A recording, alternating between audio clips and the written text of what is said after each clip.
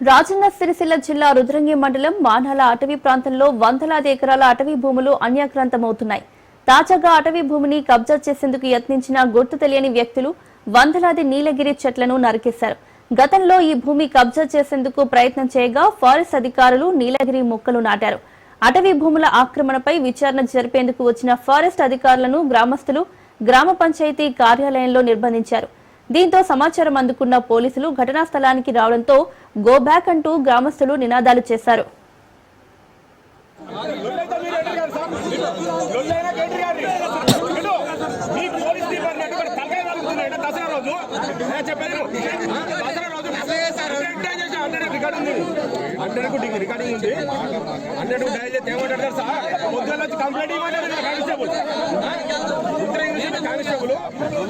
Complaint ఇవ్వమంటాడు.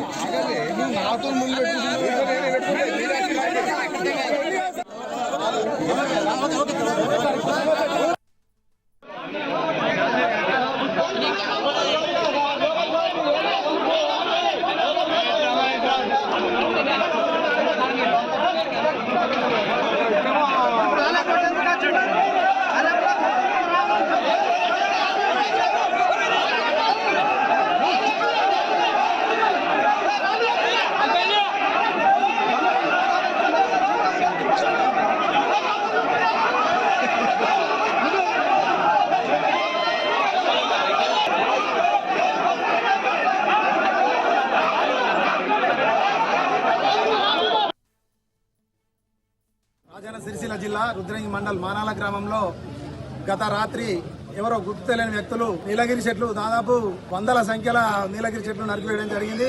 గతంలో దానికి సంబంధించిన ఫారెస్ట్ ల్యాండ్ను కొంతమంది కబ్జా చేయడానికి ప్రయత్నిస్తే అందులో ఫారెస్ట్ వాళ్ళు వచ్చి దాన్ని నీలగిరి చెట్లు పెట్టడం జరిగింది. దానికి ఈ రోజు గత కొన్ని సంవత్సరాల నుంచి దాదాపు ఒక 10-15 మీటర్లు పెరిగినాయి.